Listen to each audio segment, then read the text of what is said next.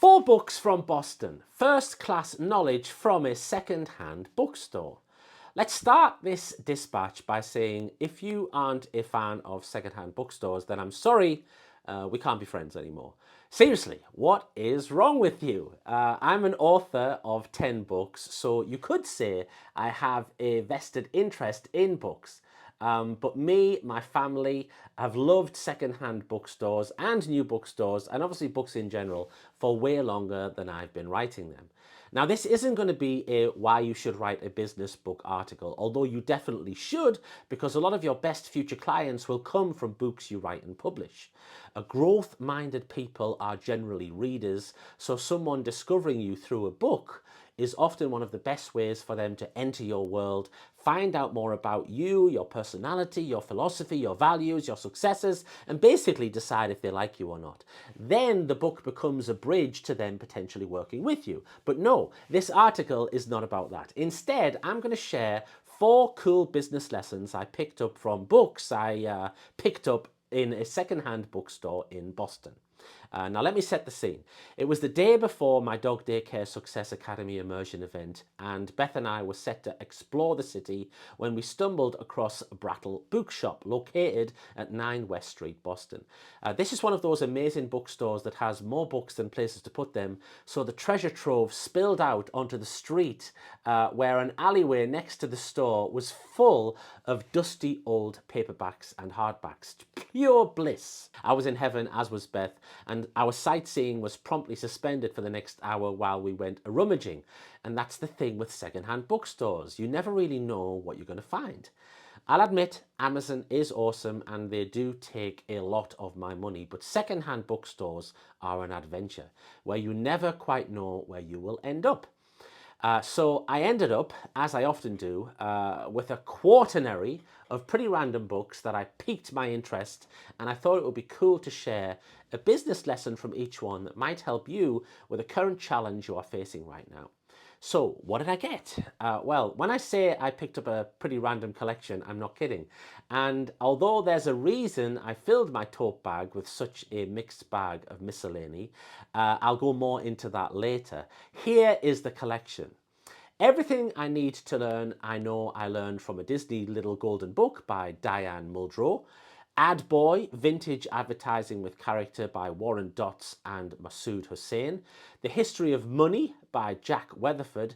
And a copy of House Beautiful magazine from 1961. Thanks to Google Lens for that info.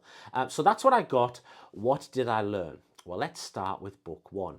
Everything I need to learn, I know I learned from a Disney Little Golden Book by Diane Muldrow. Now, in truth, I am a Disney nut, so I bought this book without even opening it. It's essentially a very pretty Disney picture book with an interpreted image from a Disney movie and a feel-good line on each page. Still, there was some very good advice here. Jump in and see what's waiting on the other side. The world is full of magical places. Be curious. Be an explorer. Warning, your journey may take you out of your comfort zone. Do it anyway. This is good advice and pretty reflective actually of my own business journey over the last few years. In late 2022, I took the decision to run my first business summit in Florida. The next year, I was asked to deliver the keynote at the Pet Boarding and Daycare Expo in Vegas.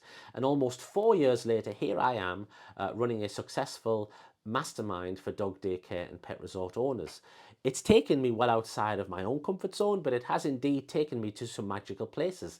In fact, we just finished the Dog Daycare Success Academy immersion event at Lumley Castle in County Durham in the UK. In August, we'll be in downtown Annapolis, and in September, the immersion event takes place at Milton Keynes Football Stadium, just outside of London. Then in October, we'll be in San Francisco. Now, I didn't know any of this was going to happen the way it turned out, but I am a business explorer. I am curious, so I jumped in. What opportunity should you be jumping into, even if you don't know what's waiting on the other side? Okay, the second book, Ad Boy, Vintage Advertising with Character. Again, another picture book. You're starting to see a bit of a theme here. I can read, honestly.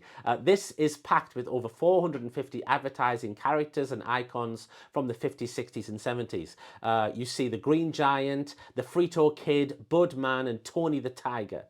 Interestingly, I recently read that usage of characters like this in advertising has declined by about 30% over the last few decades, which suggests they've fallen out of fashion. But as any smart marketer will tell you, if everyone else isn't doing this, including a mascot to promote your business is probably a good idea. A friend of mine recently introduced a mascot to their hotel, and it's gone down very well with the guests. This is me meeting Splasharoo at the Metropolis Resort in Wisconsin.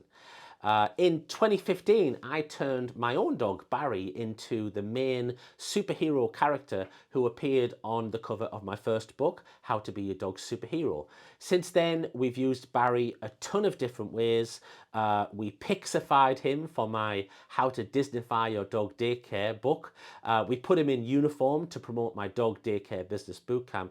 And there are even hidden Barrys in my monthly ledger, the newsletter that I write every month for my clients. This is an idea I stole from Disney's hidden Mickeys that appear throughout the parks for the superfans looking for a more layered experience. Book number 3 is an actual book.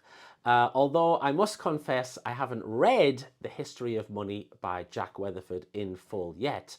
But the reason I picked this up is part of my general quest to learn more about money, wealth and prosperity.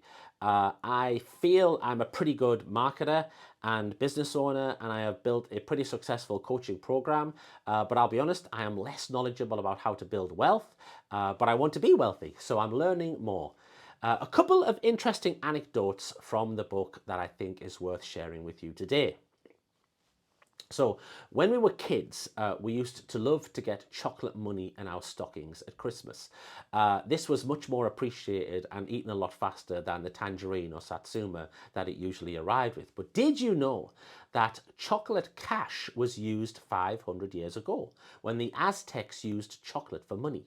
Well, more precisely, they used cacao seeds, usually called beans.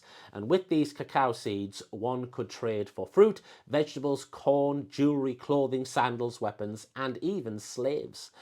Commodity money has been the great advantage of being able to be used for consumption as well as a means of exchange. So the Aztecs could grind their cacao money into chocolate paste, then beat it into a container of water to make a delicious drink. Unlike paper money and cheap coins that can lose their face value, commodity money has a value in and of itself. Think on that next time you try and make a bedtime drink out of your worthless crypto code. If there is a hidden lesson in this book, it's about stories.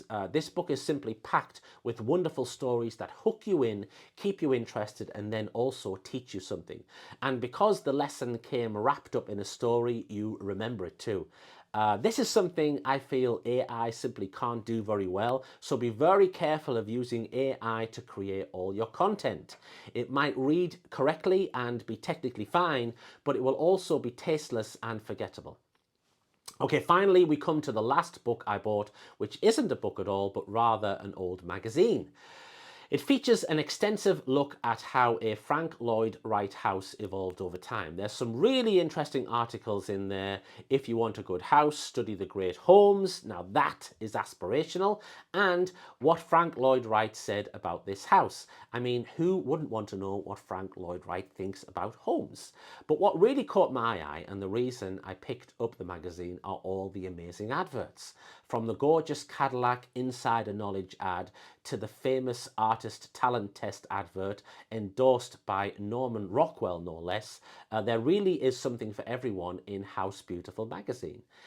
There are hundreds of smaller but highly interesting ads from everything from the all-weather Kawachan, world's finest outdoor sweater, to the electric hairbrush, professional care for lovely hair, to the day and night mailbox marker, yours for just $1.95, guaranteed for 10 years, and a perfect gift apparently. I'm not sure my wife Beth would appreciate that for her birthday. But the most intriguing advert for me is the one I can't see. It was clipped from the original magazine by the person who purchased the magazine originally. What was that advert? We'll never know. So there you go. A little look back at the heck of a good haul, I'm sure you'll agree, that I picked up from Brattle Books. And there's another reason I want to share why I'm such a fan of, let's be honest, oddball books, strange magazines, and I'm generally enjoy filling my brain with stuff that has absolutely nothing to do with the pet industry. And it's because one of the biggest mistakes I see pet business owners making is they only ever consume information from inside their own industry bubble. They read the same pet business magazines, they listen to the same pet business podcasts, they hang around in and often get really bad advice from the same pet business Facebook groups. They go to the same kind of conferences and then they wonder why they struggle to stand out from the ever-growing competition.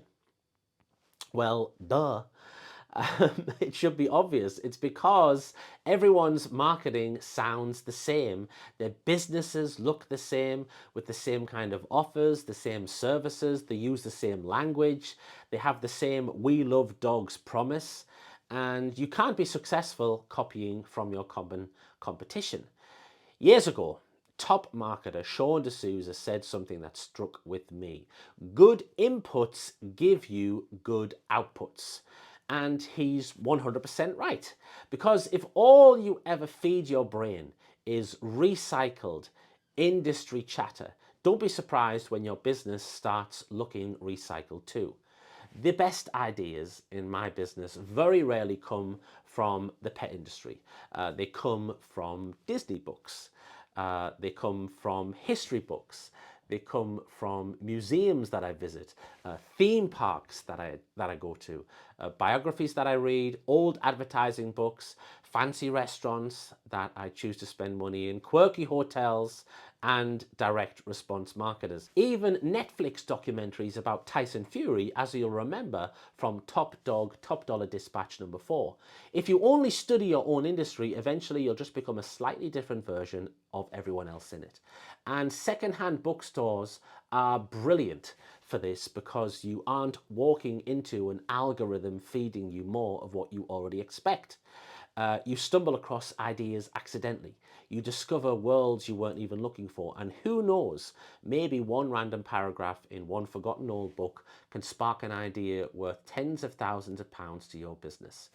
So get curious and get out of your comfort zone. That is my challenge for you this week. I'm about to wrap up my time at the Pet Boarding and Daycare Expo. If you were unable to attend, but you are desperate to know more about how to go from being a low-priced, boring warehouse model business to offering a premium-priced experience, then you're in luck because I've decided to put on a free live pet care workshop on June the 4th. It's called The New Rules of Profitable Dog Daycare, How Smart Operators Are Making More Money with Fewer Dogs. It'll actually be a 2-hour workshop. It's going to be online, it's free, and I'm even going to set some time aside for Q&A. Now, because this is the first live free training I've done this year, I expect it to be very well attended, and I have no plans to do any more anytime soon. So if you want to join me on Thursday, June the 4th, you can go to petbusinessmarketing.com/workshop to secure your place. When I'm talking about Disney, when I'm talking about elevating your business, when I'm talking about providing a world-class personalized pet care and experience for the clients, I'm not taking anything away from the amazing job that you have done to build your business so far. I just want to show you how to make it better. And that's definitely something we'll be talking about on the workshop that we do on June 4th. So if you want to join me, you can go to petbusinessmarketing.com/workshop. That's it from me for this week. Thanks for watching. I'll see you next time.